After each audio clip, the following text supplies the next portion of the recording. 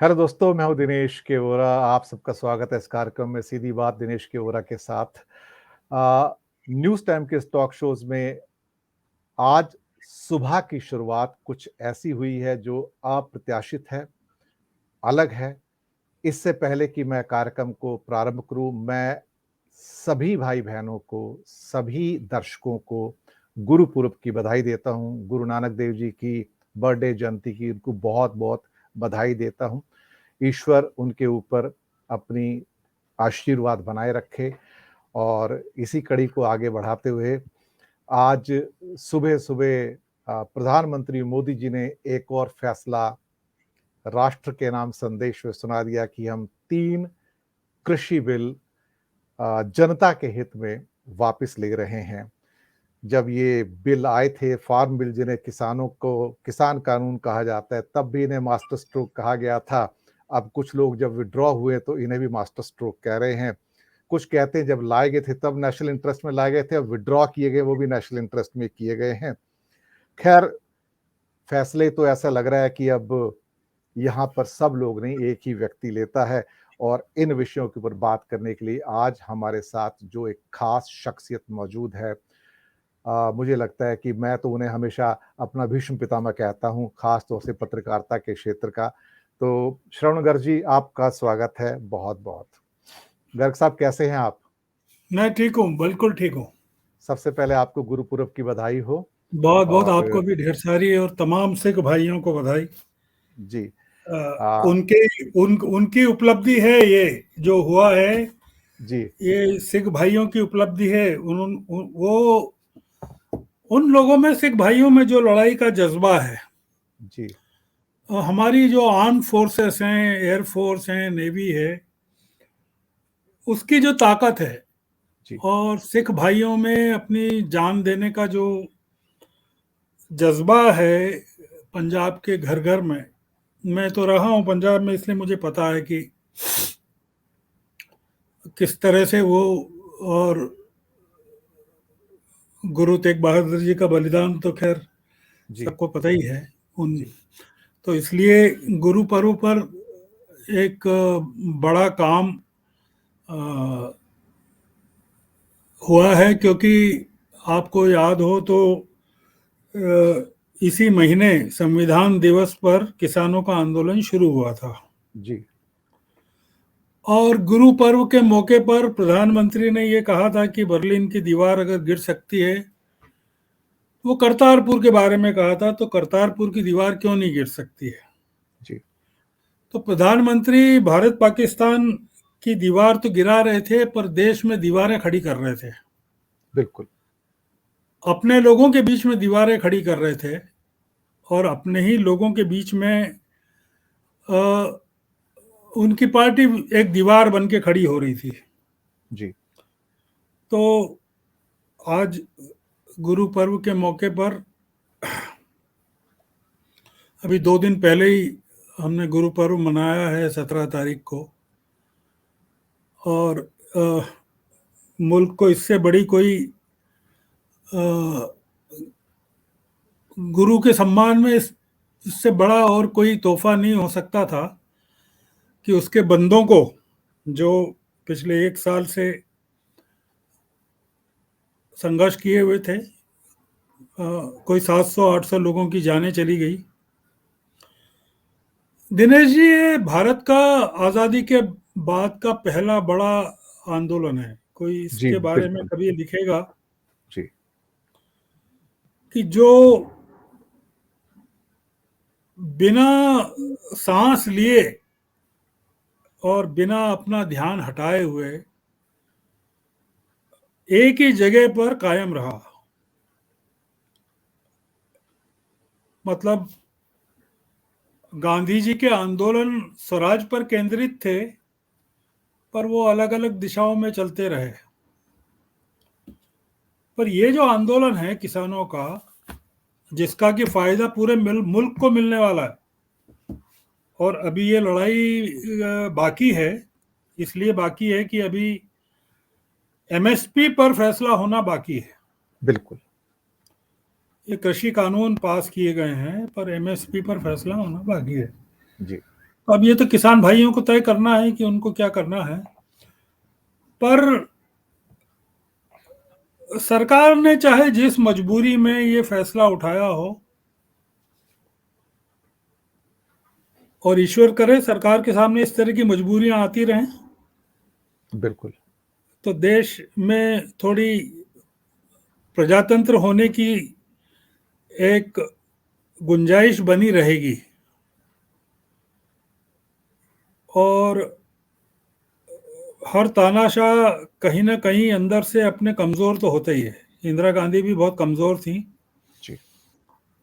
उन्होंने जब महसूस कर लिया कि जिस आपातकाल की उन्होंने घोषणा की है उसको जीवन भर अपने में नहीं चला सकती वो, तो उनको भी अंततः चुनाव की घोषणा करनी पड़ी।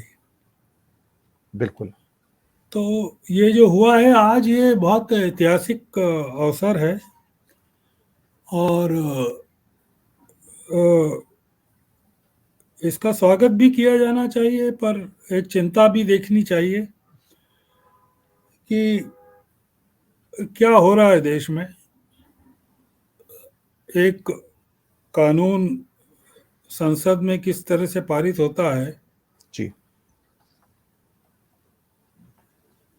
उपसभापति उस समय के जो हमारे मित्र भी हैं, सीनियर जर्नलिस्ट भी हैं, उनकी सदारत में राज्यसभा में कैसे विपक्ष की आवाज को बुलडोज किया जाता है और पास जी। होता है, जी। और कैसे साल भर के बाद उसका उन कानूनों को वापस लिया जाता है घोषणा के जरिए। जी। एक प्रश्न तो उठता है कि कल ही कुछ जी व्यक्ति कुछ राजनेता घोषित किए गए बीजेपी के द्वारा उत्तर प्रदेश के अलग-अलग ज़ोन्स के लिए, सब जी महारथी हैं बड़े-बड़े, उसमें जो सबसे महत्वपूर्ण हिस्सा था खास तौर से पश्चिम उत्तर प्रदेश का, उसके प्रभारी अमित शाह होंगे। और शायद कहीं न कहीं इस बात का सरकार को एहसास था कि पश्चिम उत्तर प्रदेश ही वो एक भूखंड है, जो हमें सबसे बड़ा चैलेंज दे रहा है, और उसका नेता अमित शाह को या उसकी कमान अमित शाह को सौंपी गई। तो शायद अमित शाह का भी इस फैसले में कहीं न कहीं कुछ हिस्सेदारी आपको लगती है कि उन्होंने कुछ इसके ऊपर ज़ोर डाला होगा, कुछ बात की होगी? खैर, मैं तो इस बारे में नहीं कमेंट करना चाहूँगा क्योंकि ये अंदरूनी मामला है, पर एक जो हकीकत सामने है वो ये है दिनेश जी, कि पश्चिमी उत्तर प्रदेश में 100 से ज़्यादा सीटें हैं, जी। और पूर्वी उत्तर प्रदेश की जो सीटें हैं वो, उसमें बंटवारे के लिए बहुत बड़ी बड़ी पार्टियां लगी हुई हैं।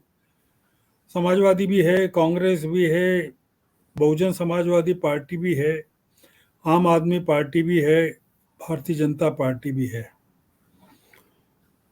तो जो फर्क पड़ने वाला है सरकार बनाने में, वो पश्चिमी उत्तर प्रदेश का पड़ने वाला है। तो पश्चिमी उत्तर प्रदेश में पिछली बार जो भारतीय जनता पार्टी ने हिंदू मुस्लिम करवा के जो जीता था, जी। कैराना का कांड जो करवाया था, मैं कैराना भी मैंने यात्रा की है, मुझे पता है कि वहां से पलायन का मुद्दा उठाया था उन्होंने। और मुजफ्फरनगर में जो 2013 में जो हिंदू मुस्लिम और जाटों के बीच में जो सांप्रदायिक तनाव पैदा हुआ था, उसका फायदा लिया था। वो स्थिति इस बार नहीं थी। तो इस बार जो 100 की 100 सीटें थी वो बीजेपी के खिलाफ पड़ने वाली हैं। जी। हैं, अभी भी कह रहा हूं, हैं।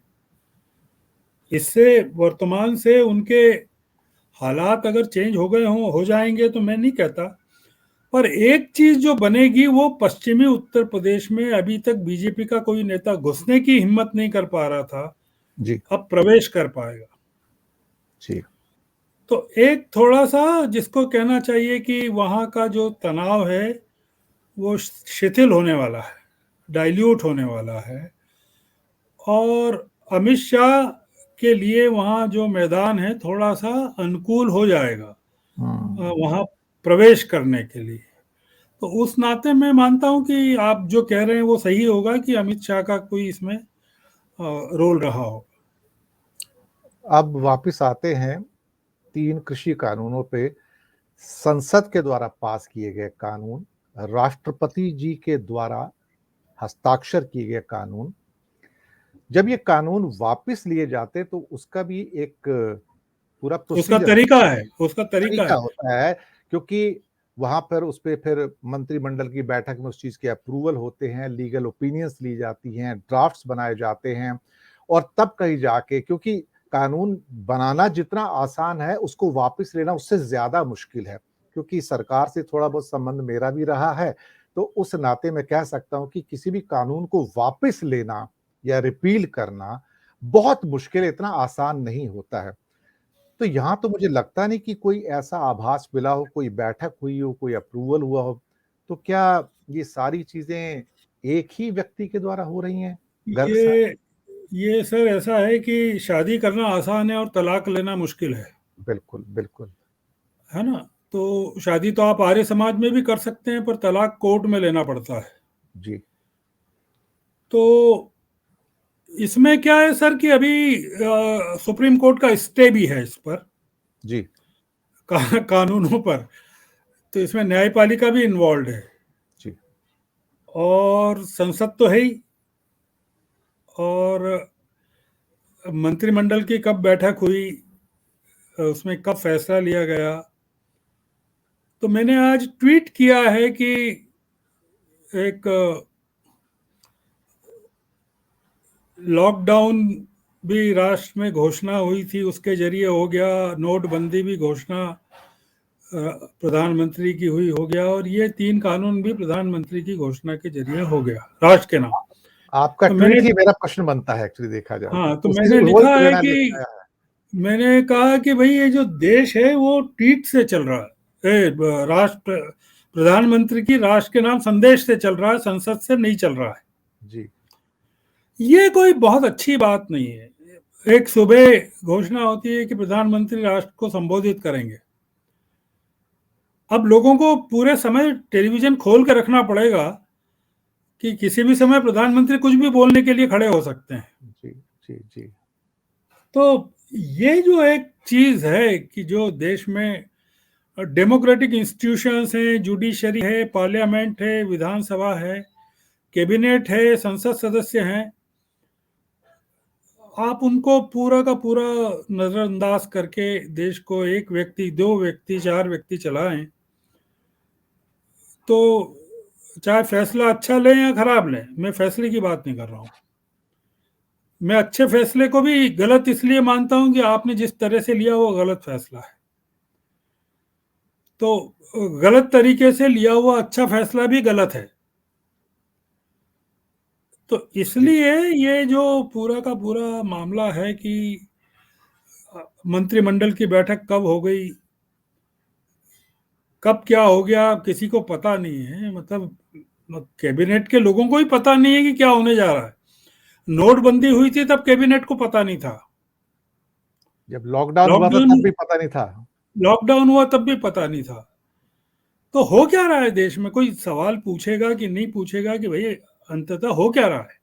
जी, तो ये बड़ा फैसला तो बहुत अच्छा है, और इसका स्वागत करना चाहिए। इसलिए कि 600-700 किसान बेचारे, उनकी दिवाली सीमाओं पर गुजरी है, गुरु पर्व सीमाओं पर गुजरा है, और उनके परिवार पूरे के पूरे, खेत उनके पूरे के पूरे, फसलें उनकी पूरी की पूरी तबाह हो गई हैं। और आपने इतने किसानों पर लाठियां चलाई, उनको गिरफ्तार किया, उनको आतंकी कहा, सड़कों पर कीलें भी बिछवाई। सड़कों पर कीलें बिछाई। आपने क्या नहीं किया। एक तानाशाही हुकूमत में जो जो हो सकता है वो सारा किया गया। जी, तो अब आप सोचते हैं कि आपके कदम से आपके प्रजातांत्रिक चेहरा प्रकट हो रहा है, तो मैं नहीं सोचता कि ऐसा हो रहा है। बिल्कुल, आपने सही कहा। और अ, बहुत सारी आज टेलीविज़न की दुनिया में, और आज देखें तो पता नहीं कैसे-कैसे गुणगान किए जा रहे हैं।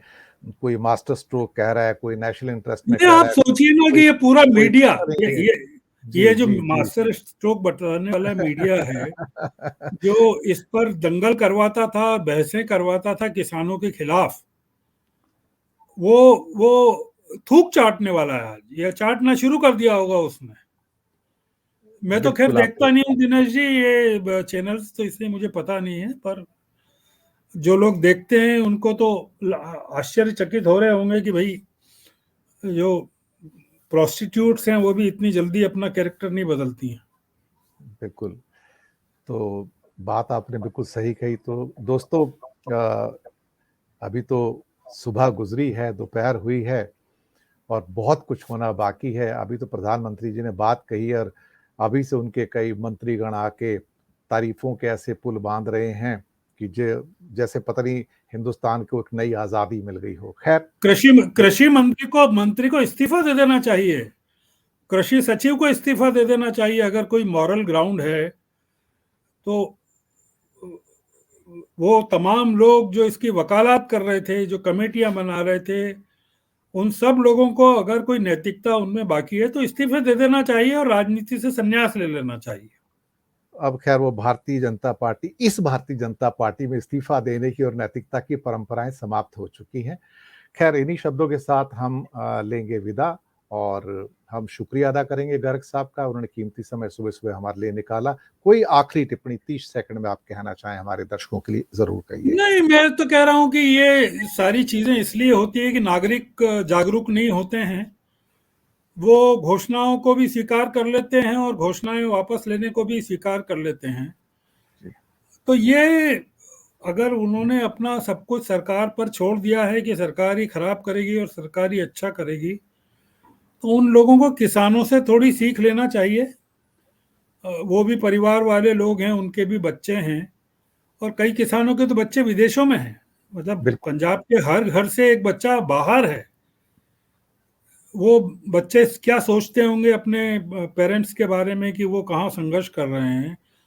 उसके बाद इतनी जोखिम अगर जो पंजाब के, हरियाणा के, उत्तराखंड के, हिमाचल के, पश्चिमी उत्तर प्रदेश के किसानों ने जो रिस्क ली है और देश भर के किसानों की जो सहानुभूति रही है इन लोगों के साथ, वो बड़ी बात है। ये ऐसा होता नहीं है, ये बहुत बड़ा आंदोलन है और इसका तो अब इतिहास में जिक्र होने वाला है, बहुत खास लफ्जों में होने वाला है, इज्जत के साथ होने वाला है। बिल्कुल होगा और ये इतिहास के पन्नों का एक महत्वपूर्ण हिस्सा बनेगा आने वाले दिनों में।